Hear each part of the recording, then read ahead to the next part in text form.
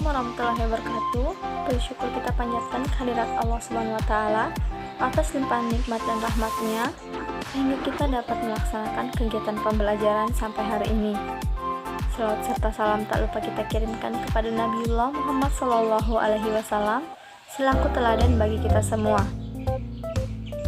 Pada kesempatan kali ini, sebab yang akan menjadi pembahasan kita ialah terkait definisi manajemen konflik, konflik organisasi, resolusi konflik, dan manajemen konflik, gaya manajemen konflik, serta teori konflik.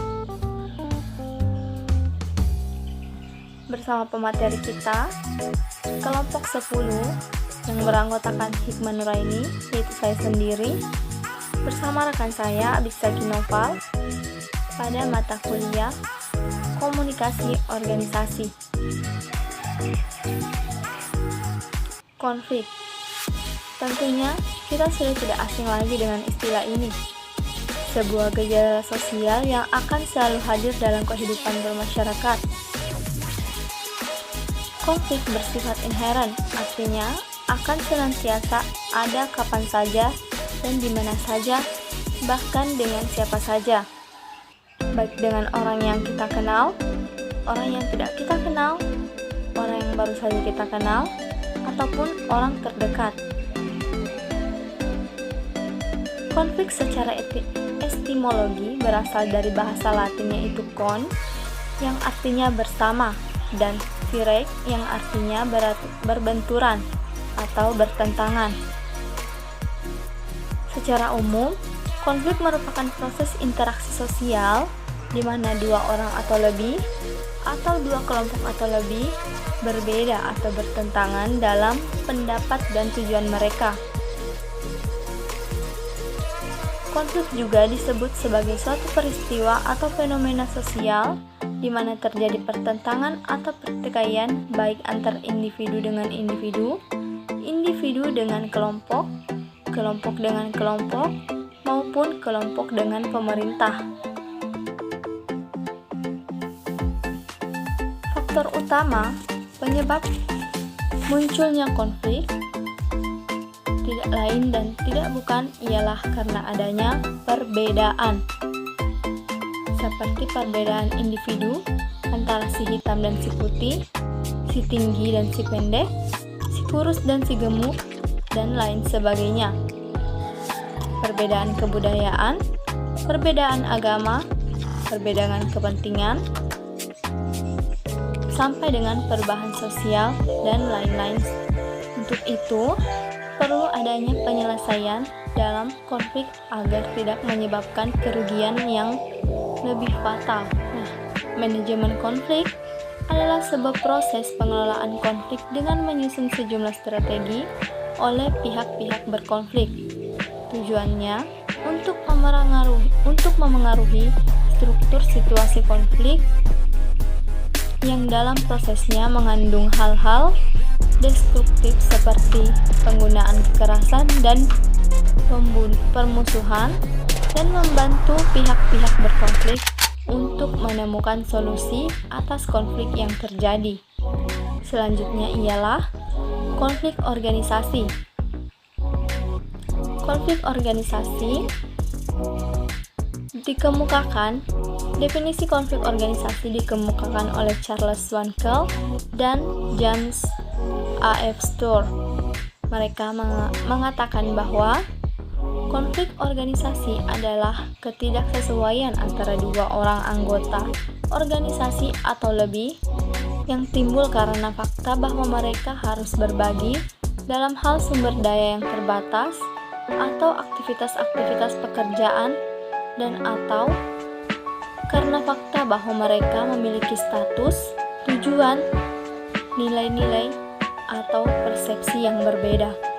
Meskipun konflik pada dasarnya tidak bisa dihindari, namun bukan berarti konflik tidak dapat diselesaikan. Dan untuk itulah resolusi konflik ini ada.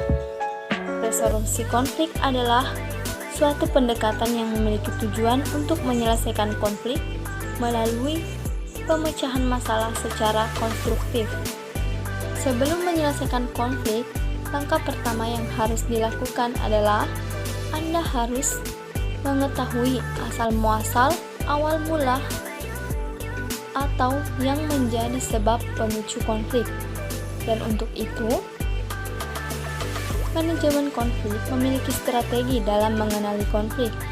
Yang pertama ialah pengenalan. Dengan mencari tahu asal-muasal konflik, situasi sekitar konflik, siapa saja yang terlibat dalam konflik, dan lain sebagainya.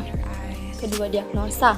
Nah, setelah semua informasi terkait konflik dan asal-muasal konflik terkumpul, barulah kemudian kita memikirkan solusi apa yang akan digunakan dalam penyelesaiannya.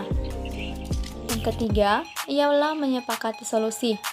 Sebelum melaksanakan solusi yang telah direncanakan, setidaknya harus didiskusikan terlebih dahulu kepada pihak yang berkonflik.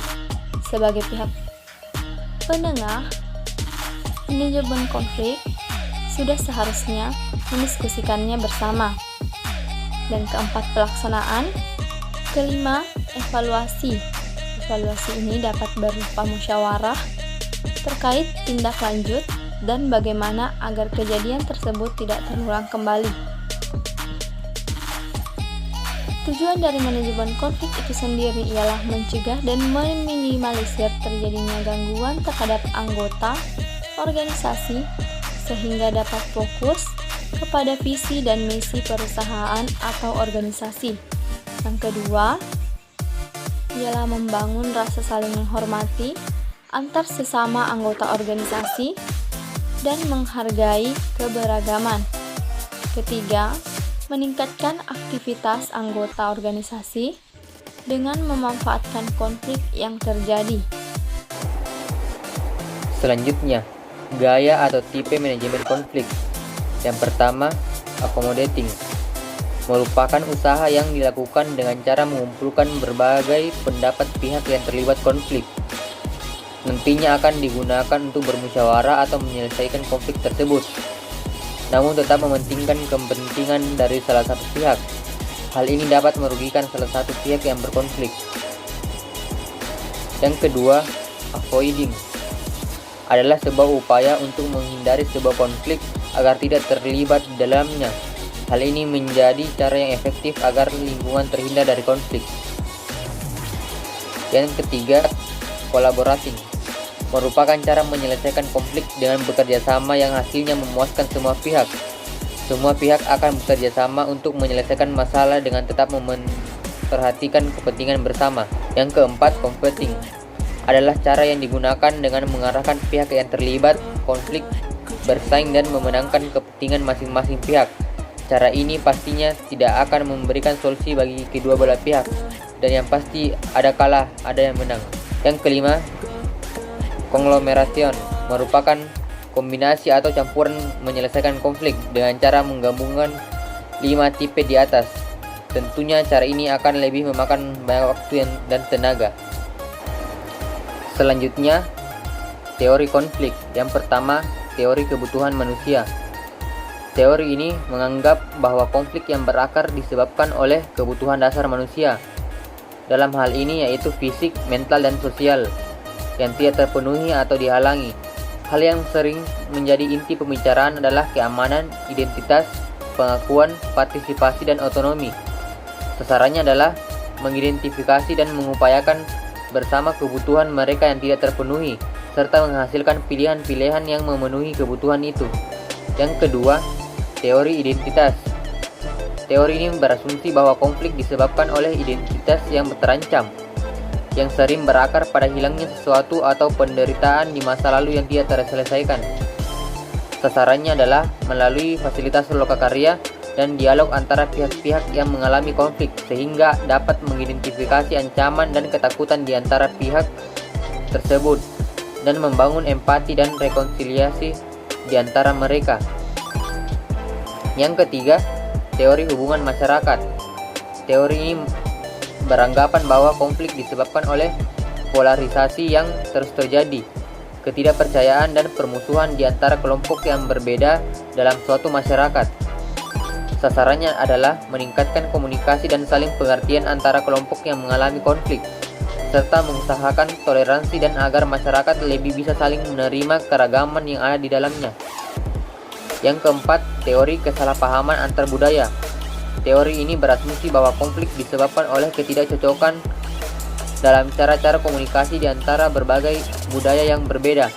Sasarannya adalah menambah pengetahuan kepada pihak yang berkonflik mengenai budaya pihak lain dan mengurangi stereotip negatif yang mereka miliki tentang pihak lain, serta meningkatkan keefektifan komunikasi antar budaya. Yang kelima, teori transformasi konflik. Teori ini berasumsi bahwa konflik disebabkan oleh masalah-masalah ketidaksetaraan dan ketidakadilan yang muncul sebagai masalah sosial, budaya, dan ekonomi. Sasarannya adalah mengubah struktur dan kerangka kerja yang menyebabkan ketidaksetaraan dan ketidakadilan, termasuk kesenjangan ekonomi, meningkatkan jalinan hubungan dan sikap jangka panjang di antara pihak yang berkonflik, mengembangkan proses dan sistem untuk mempromosikan pemberdayaan, keadilan, perdamaian, pengampunan, rekonsiliasi, dan pengakuan. Dan yang keenam, teori negosiasi prinsip. Teori ini menganggap bahwa konflik disebabkan oleh posisi-posisi yang tidak selaras dan perbedaan pandangan tentang konflik oleh pihak-pihak yang mengalami konflik. Sasarannya adalah membantu pihak yang berkonflik untuk memisahkan perasaan pribadi dengan berbagai masalah dan isu dan memampukan mereka untuk melakukan negosiasi berdasarkan kepentingan mereka daripada posisi tertentu yang sudah tetap. Kemudian melancarkan proses kesepakatan untuk menguntungkan kedua belah pihak atau semua pihak.